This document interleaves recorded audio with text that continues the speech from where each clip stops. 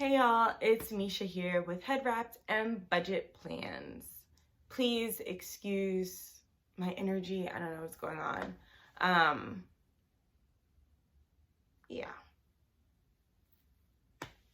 This last month has just been super crappy. Not the best month in my personal life. Money-wise, it's been excellent. But my personal life, it's been a hot mess.edu. So, yeah, that sucks. Yeah, I don't know.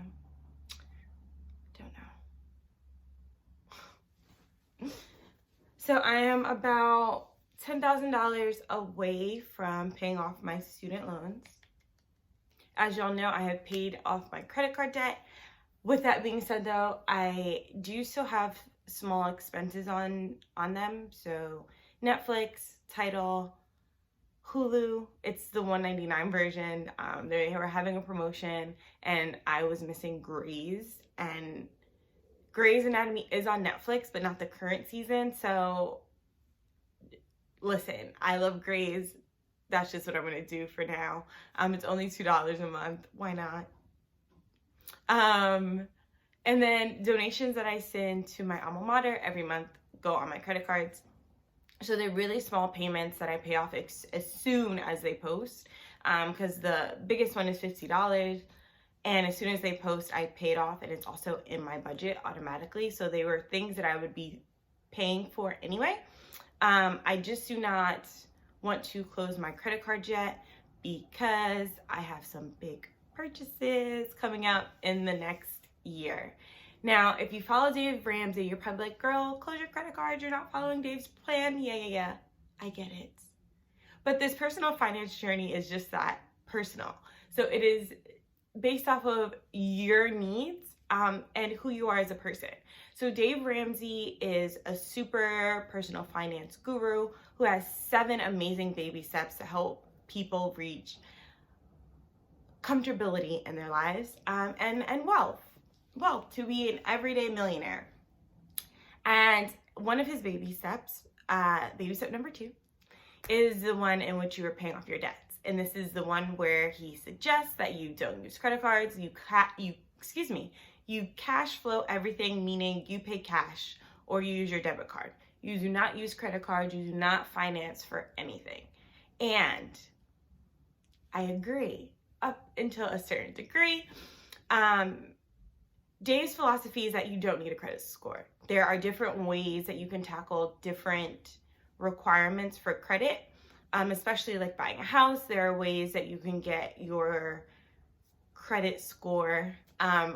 It's not a credit score, but basically to see your debt ratio and how much money you have. And people do manual underwriting, which doesn't require a typical FICO score as we think about it. So his whole suggestion is that the best credit score is 0, because 0 is how much you should have. You shouldn't have debt, and your credit score basically is a how much you love debt meter. That is what Dave Ramsey says. I don't have a credit card issue. Yes, I've had credit card debt, but I think that was more of an ignorance to the impact that debt has on you. I feel like I've always heard from people like, oh, build your credit, leave a little bit of a balance because that helps build your credit quicker, blah, blah, blah. It wasn't so much a spending problem as it was just, I was in my early 20s, why not have fun, put it on the credit card and move on. Now the way that I'm using my credit cards is, again, bills or payments that I was already going to use, like bills or payments I was going to use. That doesn't even make sense. But basically things that I was already going to buy are things that I use my credit cards with. And I never have a balance over $50 on any of my credit cards, but I just want to keep them open because, again, I am looking into some things, as well as having a low credit score or having no credit score can affect certain aspects of your life depending on your situation. So for example, insurance, car insurance companies, at least Progressive, I can't speak to anyone else's, but a lot of car insurance companies from just conversations that I had with people, look at your credit score to determine how much they're going to charge you a month.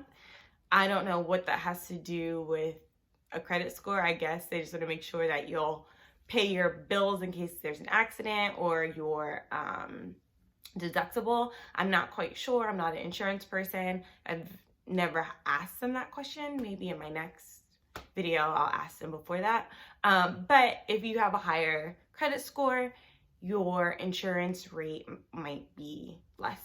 Another thing is if you are a renter, a lot of management companies and landlords do run your credit report to see how trustworthy you are with money, how responsible you are with money. So if you have a low credit score, it can make it harder to get that dream apartment that you want, or it can make your security deposit, your first month and your last month a little bit more expensive. They might add on to those fees.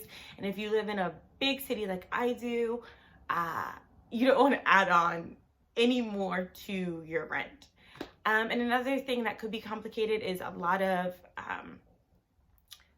car rental places only want credit cards, which can be difficult if you do not have a credit card. Some do accept debit cards, but I've seen that has been an issue for folks as well. And then another thing is if you go to a hotel, when you use a debit card, because this has happened to me before, that little hold that they put on your card lasts longer than if it was on a credit card. So if you needed that money for anything, you'd kind of be out of luck. So those are just some of the negatives of not having a credit score that might make things a little bit less convenient, or if you have a low credit score. Again, this is my personal journey. If you want to cut up all your credit cards and do plastic surgery, then by all means, please do, and best of luck to you.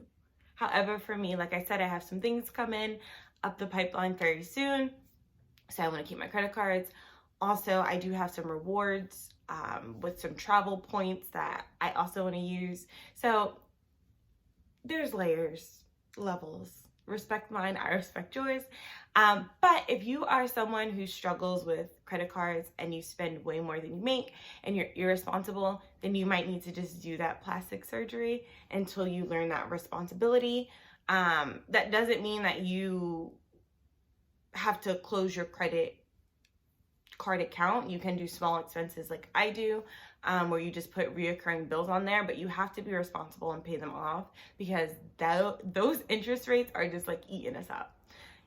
I don't even want to think about all the interest that I paid over the course of credit cards. Yeah. I think I got my first credit card when I was like 19.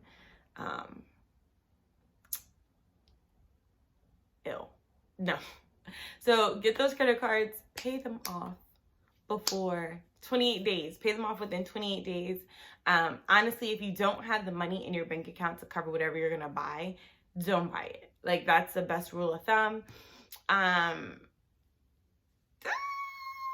Yeah, I don't know, it's just my personal experience. I just don't want to tell people like, oh yeah, I keep a credit card, and then they have no self-control.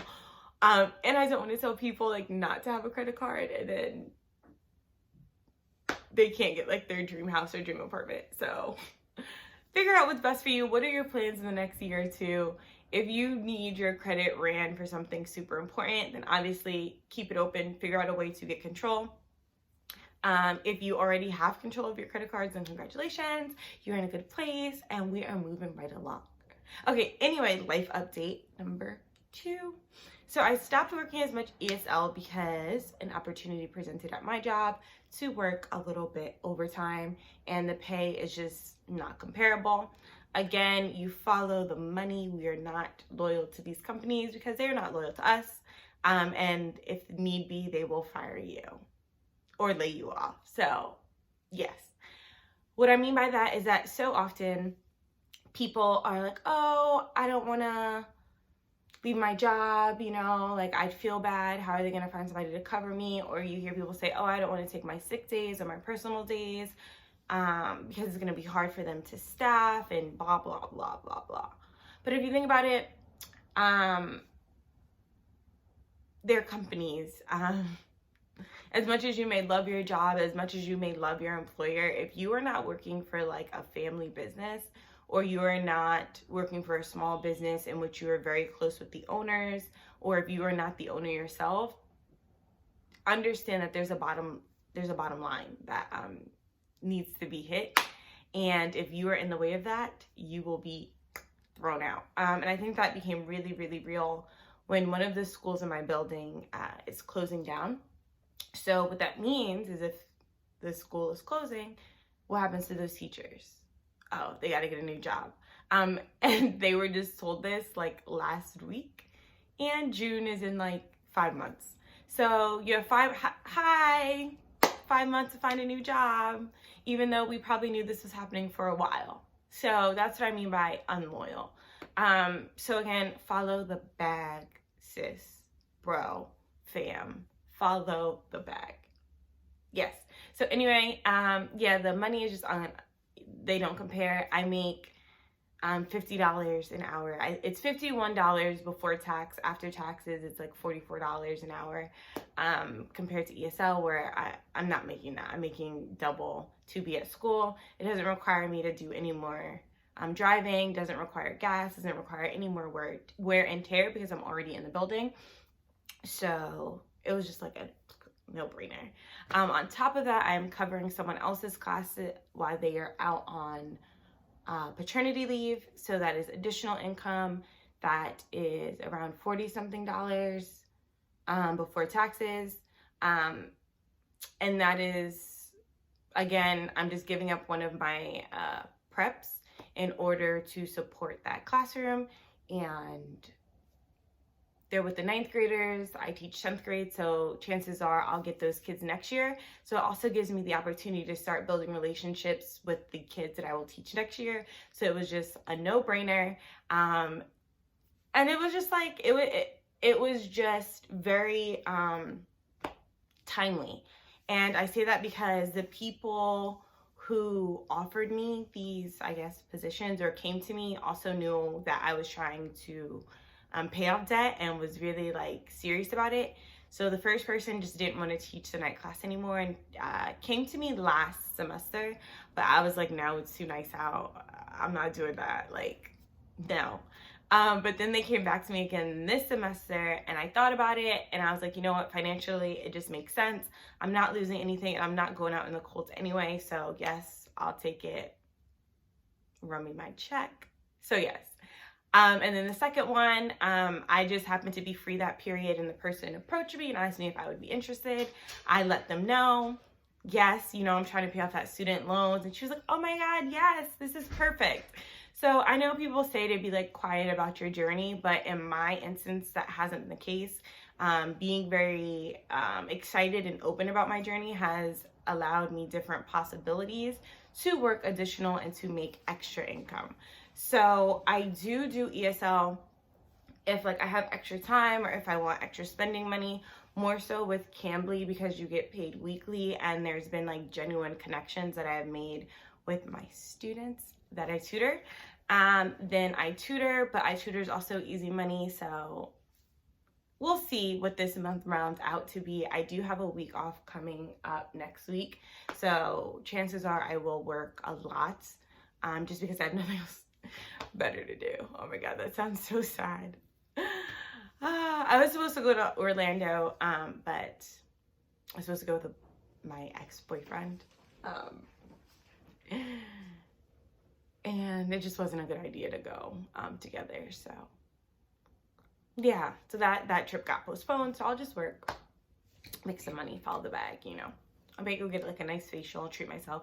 I've been dying to get a facial, but I know I'm supposed to be following the passion budget this month. I was like, yeah, I'm just gonna like be free, and like if it takes me longer to pay off my student debt, then whatever. But then I got an additional check and then this extra income, which has got me like really excited to pay off this student loan as quick as possible. So now I'm like, oh, maybe I'll just do an at-home facial, but I don't know. I have like pimples from my period that have like been really bothering me, which I haven't had for a while because I was on birth control. But then I had a blood clot, which I might make a video on that because I think that that's something that like young women need to know about, or sorry, young folks who take birth control or who get their period need to know about the risk with birth control. At least in my experience, it was kind of like, oh, you're young, you don't smoke, you don't have to worry about this. But then I had a blood clot and like went to urgent care, then was sent to the hospital and all that drama. And that does relate to personal finance because I'm sure I'm gonna get a bill. I haven't gotten it yet, so I've kind of had some money stashed away waiting for that to come through. But yes, so anyway, all that to say, I think I'm gonna go get a facial. I'm like struggling between like spending money on certain things or just trying to put it all towards paying off these student loans, because that's what I'm trying to do. So yeah, that's my life update so far. I'm going to get my hair done on Tuesday, thank the Lord. Yeah, I have some things that I got to figure out as far as, that's a whole nother video. That's a whole nother video that we'll get to. So in the meantime, in between time, stay blessed and stick to your budget. Bye.